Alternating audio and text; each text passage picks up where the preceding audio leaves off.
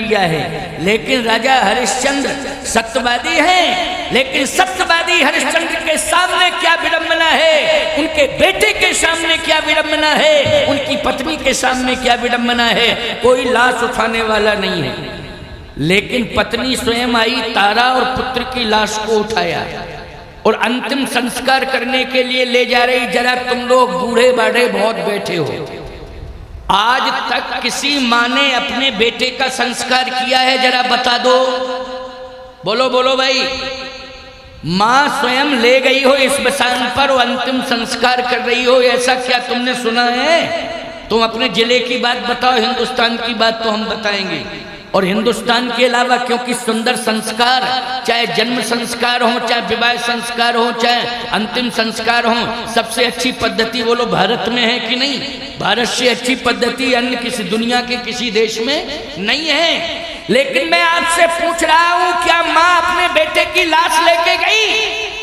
अरे लाश से लिपट सकती है, रो सकती है, तड़प सकती है, माथा पटक सकती है, लेकिन मरघट नहीं जाती है। लेकिन पुत्र की लाश को लेकर के मरघट कौन गई? बोलो।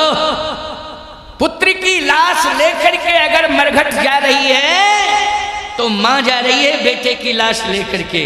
बोलो, ये धर्म संकट नहीं है तो क्या है? कितनी बड़ी कठोर परीक्षा है। लेकिन सबसे बड़ी बात यह है कि सनातन की परंपरा में अगर अग्नि संस्कार नहीं होता है तो किसी भी व्यक्ति को मुक्ति नहीं मिलती है। बोलो, होना चाहिए अग्नि संस्कार, तभी मुक्ति मिलेगी कि नहीं मिलेगी? इसलिए मेरे बेटे को मुक्ति मिल जाए, इसके लिए आज मैं कुछ भी करने को तैयार हूं। काशी के लोगों, तुम मेरे बेटे को मुक्ति नहीं दिला सकते हो। काशी के लोगों, तुम मेरे बेटे को मुक्ति नहीं दिला सकते हो। धिक्कार है। वो तो बच गए नरेंद्र मोदी, नहीं काशी के लोग उन्हें हरा देते। क्यों भाई? 2-3 राउंडों में तो पीछे ही चलते रहे। बोलो भाई, संकट कितना विकास किया। विश्वनाथ का कॉरिडोर देखो, जहां एक आदमी नहीं जा सकता था पैदल सही सलामत, वहां आज इतना चौड़ा रोड हो गया। सीधे गंगा स्नान करो और विश्वनाथ जी का दर्शन करो। ईमानदारी के साथ बताओ, काशी देखो कितनी बदली है। 10 साल में काशी बदल गई, बहुत बदल गई काशी। कितना विकास हुआ है काशी का। लेकिन उसी काशी से कितने मतों से जीत पाए बड़ी मुश्किल में नरेंद्र मोदी प्रधानमंत्री। बोलो भाई, अयोध्या इतना विशाल राम मंदिर बना है, विश्व का सबसे बड़ा राम मंदिर बना है। बोलो, बना है कि नहीं? पूरी दुनिया में इतना बड़ा राम मंदिर अयोध्या से बड़ा कहीं नहीं बना है। बोलो, बना है क्या? बनाओ तो बता दो जरा। राम मंदिर की बात कर रहा हूं मैं, और मंदिरों की बातें छोड़ो।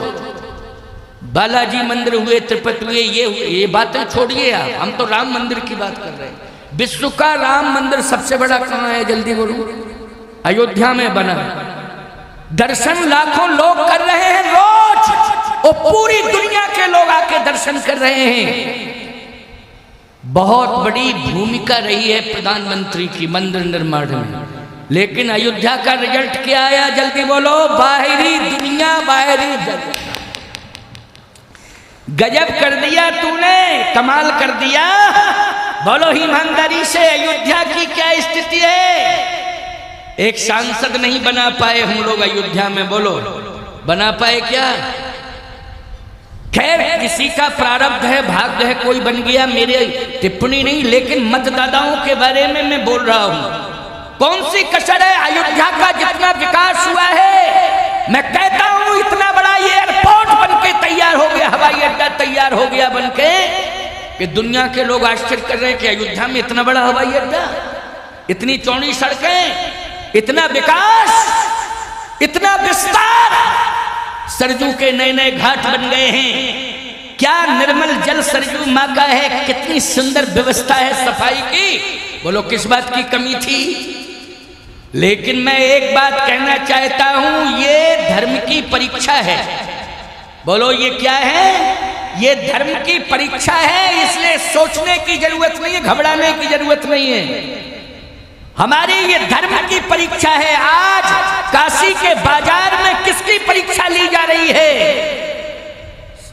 इक्ष्वाकु वंश की परीक्षा ली जा रही है। अब सुनिए, क्योंकि सत्य कैसे डिग जाए किसी तरह, लेकिन नहीं, सत्य को बचाया है पत्नी ने, पुत्र ने, पति ने, सबने मिलकर के सत्य को बचाया है। इसलिए मैं कहता हूं कि पत्नी हो, पति हो, पुत्र हो, संतान, परिवार, सब मिलकर के सत्य की रक्षा करो, सत्य को बचाओ, सत्य की रक्षा करो। आज हरिश्चंद्र की पत्नी तारा पुत्र को हृदय से लगाती है। कफन नहीं मिला काशी में। बोलो भाई, कफन की कितनी बहुत ज्यादा कीमत नहीं होती है कफन की? बोलो होती है क्या? कफन महंगा मिलता है क्या? कफन का एक रेट है अमीर गरीब के लिए, एक ही क्वालिटी है। अच्छा एक बात बताओ, रेशम का कफन ओढ़ के कोई जाता है क्या? कफन का एक ही साइज है, कफन की एक ही नाप है और कफन का एक ही रेट है। बोलो है कि नहीं रेट? और एक ही रंग है, एक ही रंग है, एक ही रेट है, एक ही क्वालिटी है। बोलो है कि नहीं? चाहे राजा के ऊपर डल जाए और चाहे वो गरीब के ऊपर डल जाए। बोलो अमीर हो चाहे गरीब, एक ही रेट है कि नहीं? एक ही साइज है कि नहीं? एक क्वालिटी है कि नहीं? लेकिन काशी में कफन नहीं मिला हरिश्चंद्र के बेटे को। बोलो परीक्षा है कि नहीं? जल्दी बोलो, कितनी बड़ी? काशी में कफन नहीं मिला। काशी में नहीं मिलेगा कफन तो कहां मिलेगा? अमेरिका में मिलेगा क्या? एक बात बताओ, इंग्लैंड में मिलेगा, जावा में मिलेगा, फ्रांस में कि जर्मन में? कहां मिलेगा? भारत में मिलेगा। भारत में भी काशी क्या कहना, काशी तो काशी, लेकिन नहीं मिला। फिर भी मर्यादा अपनी भी बचानी है और पुत्र को भी वस्त्र में लपेट के ले जाना है, तो उसने अपना आंचल फाड़ दिया। हरिश्चंद्र की पत्नी आधे आंचल से अपनी अस्मिता की रक्षा कर रही है और आधे आंचल में लपेटे है अपने पुत्र को। बोलो ये सत्य की कठोर परीक्षा हो रही है कि नहीं हो रही है? जल्दी बोलो, बहुत बड़ी परीक्षा हो रही है।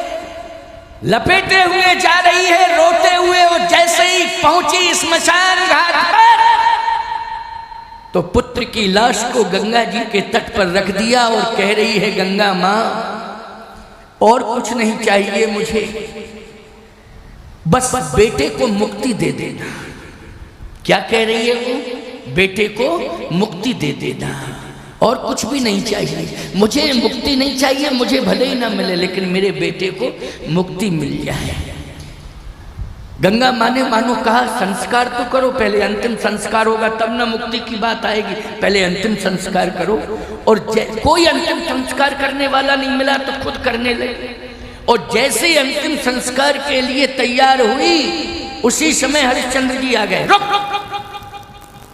जब तक कर नहीं ले लूंगा तब तक संस्कार नहीं करने दूंगा, मुझे कर चाहिए। कफन नहीं था, पैसा ही नहीं था कफन के लिए। बोलो भाई, कर कहां से दे सकती है? सोचो जरा, जब कफन के लिए पैसा नहीं है तो कर कहां से देगी? बस उसने चरण पकड़ लिए हरिश्चंद्र के, मैं पत्नी हूं पहचान। लगता है मोतियाबिंद आ गया आंखों पर। क्या आंखों पर मोतियाबिंद आ गया है? पहचान नहीं रहे हो? मैं पत्नी हूं और ये पुत्र है, आपका ये पुत्र है। उसी की लाश बिना कफन के लेके आई हूं। बेटे को मुक्ति मिल जाए इसके लिए आप भी सहयोग करो, मैं भी सहयोग करूं, पुत्र को मुक्ति मिल जाए। हरिश्चंद्र ने कहा, ये भाषण नहीं सुनना चाहता, मुक्ति मिले न मिले ये उसके कर्मों का फल है, लेकिन मेरा कर्तव्य कहता है कि मुझे कर लेना चाहिए, इसलिए मैं कर लूंगा।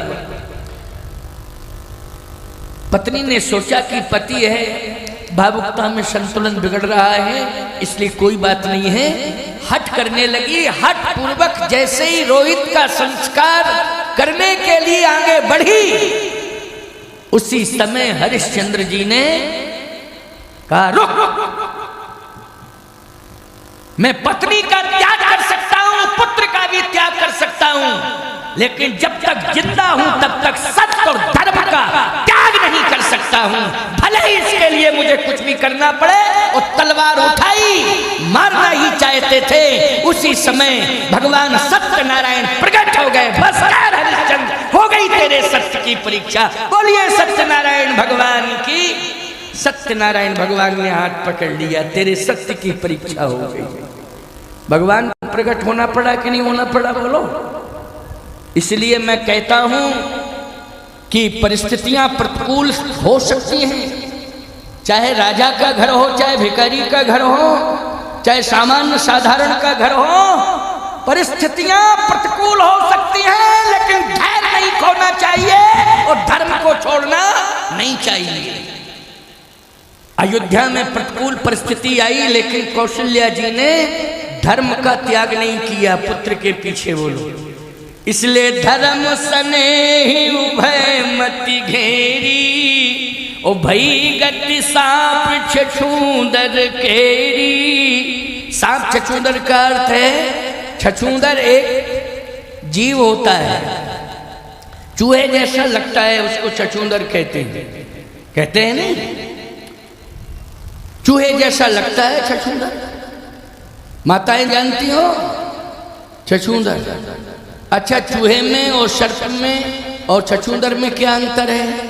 अरे सर्प का काम है, सर्प तो अलग ही है, चूहा की कोई तुलना नहीं। सर्प का प्रिय आहार है चूहा, सर्प का प्रिय आहार क्या है? चूहा।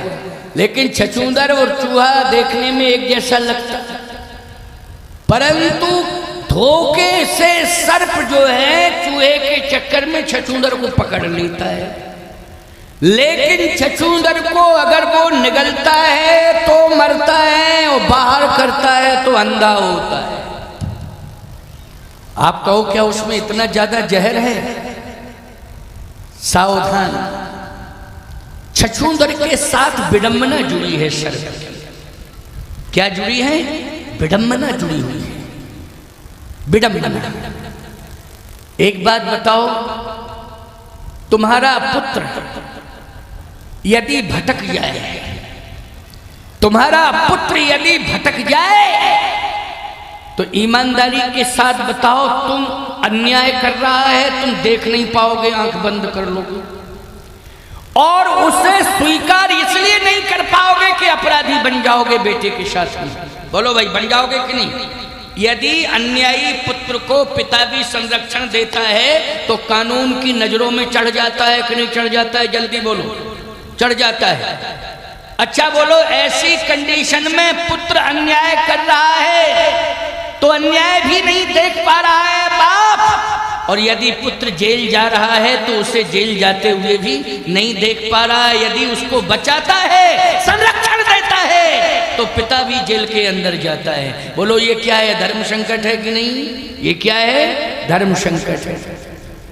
लेकिन निर्वाह क्या करना है? वही पिता सत्यवादी है, वही पिता धैर्यवादी है, वही पिता वास्तव में पिता बनने के लायक है, जो पिता पुत्र का साथ नहीं, सत्य का और धर्म का साथ दे।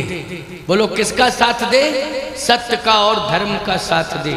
वही पिता बनने वाले स्थान पर बैठ सकता है, उसी को पिता बनने का अधिकार है। उसी ने पितृ धर्म का सही से पालन किया है। और यदि कहीं धृतराष्ट्र की तरह अंधा हो गया, बोलो भाई, तो महाभारत में विनाश हो जाएगा कि नहीं हो जाएगा? और गंधारी की तरह आंखों पे पट्टी बांध ली तो क्या परिणाम आएगा अंत में? बोलो भाई, विनाश होगा, विनाश। कौशल्या ने कहा कि मैं आज आंखों पर पट्टी नहीं बांधूंगी, मोह की पट्टी को हटा रही हूं, क्योंकि मुझे किसकी रक्षा करनी है? धर्म की रक्षा करनी है, सत्य की रक्षा करनी है, इसलिए मैं मोह की पट्टी को हटा रही हूं। और कौशल्या अम्बा ने मोह की पट्टी को आंखों से दूर कर दिया कि नहीं, इसको मैं केवल पुत्र ही नहीं समझ रही हूं, इसको मैं धर्म समझ रही हूं, क्योंकि जो धर्म की रक्षा करे वही धर्म होता है। बोलो होता है कि नहीं होता है? इसलिए राखूं सुतहि करऊं अनुरोधु, और धर्म जाई अरु बंधु विरोधु। जो पितु मात कहूं बन जाना, जो पितु मात कहूं बन जाना, ओ तो कानन सत्य अवध समाना। जाओ बेटा, मेरा आशीर्वाद है। आशीर्वाद लेकर के जा रहे हैं भगवान राम। जाओ। तो कानन सत्यबध समाना, जो पितु मातु कहूँ बन जाना। भगवान राम माँ का आशीर्वाद लेकर के चले। अच्छा विचारवान श्रोताओं, सही बताना, कैकेयी जी जो चाह रही हैं धर्म की रक्षा हो, वही कौशल्या जी चाह रही कि नहीं चाह रही? चाह रही। तो कैकेयी जी के अंतरंग मर्म को कौन समझ रही है? कौशल्या अम्बा। जैसे राम जी जान रहे हैं वैसे कौशल्या अम्बा समझ रही है। भगवान राम आशीर्वाद लेकर के चले गए। साहब भगवान राम ने 11.5 वर्ष चित्रकूट में बिताए, और 11.5 साल जब चित्रकूट में बिताए हैं तो याद रखना, कैकेयी अम्बा को चित्रकूट में सबसे पहले सम्मान दिया। बोलो, चित्रकूट में सबसे पहले सम्मान किसे दिया है? कैकेयी अम्मा को प्रथम राम बेटी कैकेयी। और ये स्पष्ट कह दिया, दोष दे जननी जड़ते, और जिन गुरु साधु सभा नहीं से। यहां भी भगवान राम ने स्पष्टीकरण दे दिया। अब 14 साल के बाद, अभी आप जो सुन रहे थे, भगवान राम जब लौटे तो कौशल्या माँ के पास गए कि कैकेयी माँ के पास? अभी अभी सुनाया मदन मोहन जी ने। प्रभु जानी कैकेयी ल जानी, और प्रथमता सुगह गए भवानी। भगवान राम सबसे पहले कैकेयी अम्मा के पास पहुंचे। चाहता है प्रबोध बहुत सुख दीना। भगवान राम ने सबसे ज्यादा आते ही सुख किसको दिया है? बोलो भाई। ताहे प्रबोध बहुत सुख दीना, सबसे ज्यादा सुख किसको दिया 14 साल बाद? बोलो लौट के। भरत को दिया कि कौशल्या अम्मा को दिया कि सुमित्रा अम्मा को दिया कि अयोध्या वासियों को सबसे ज्यादा दिया है? कैकेयी जी को, कैकेयी अम्मा को। कैकेयी अम्मा ने कहा, क्यों आए हो राम मेरे पास? कारण क्या है? मैं केवल इस बात का इंतजार कर रही हूं कि तुम्हारा अभिषेक हो जाए। राम, यदि मुझसे तुम जुड़ोगे तो तुम्हें कलंक मिल जाएगा, सारी अयोध्या तुम्हारे विरोध में आ जाएगी। क्योंकि चित्रकूट से लौटने के बाद भी अयोध्या की जनता ने हमें स्वीकार नहीं किया। अगर कर लेती तब तो ठीक था, लेकिन तुम्हारे द्वारा उपदेश मिला, तुम्हारे द्वारा संदेश मिला, इसके बाद भी अयोध्या की जनता ने मुझे स्वीकार नहीं किया। और सुनो, अयोध्या की जनता की बात छोड़ो, भरत ने भी मुझे स्वीकार नहीं किया। भरत ने भी नहीं किया। जनता करे ना करे, लेकिन कम से कम बेटे को तो स्वीकार करना चाहिए माँ को। इसके बाद जितनी निष्ठा राम तुमसे भरत करता है, शायद संसार में किसी से नहीं करता। सबसे ज्यादा निष्ठा तुम्हारे चरणों में है भरत की। और तुम्ही ने कहा था दोष मत देना, लेकिन अभी तक भरत मेरे पास नहीं आया। भगवान राम ने कहा, मैं बुलाऊंगा भरत को और माफी मंगाऊंगा। कैकेयी ने कहा, माफी मांगेगा तो मैं माफ कर दूंगा।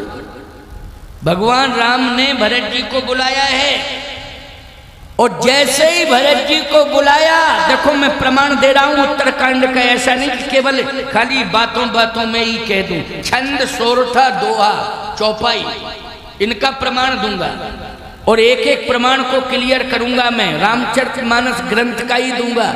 ये नहीं कि मैं कह दूं अग्निवेश रामायण में ये लिखा, कृतवास रामायण में ये लिखा, मार्कंडेय रामायण में ये लिखा, भरद्वाज।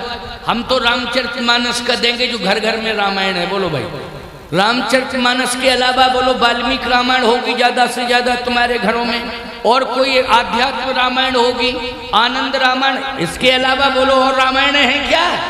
अभी ओरई चले जाओ, झांसी चले जाओ, अयोध्या चित्रकूट चले जाओ, रामायण कहाँ मिल रही है? पूरी रामायण सतकोट अपार, 2, 4, 5 रामायण मिल रही हैं। बोलो मिल रही है कि नहीं मिल रही है? आनंद, अध्यात्म, वाल्मीकि रामायण है, रामचरितमानस, बस यही है।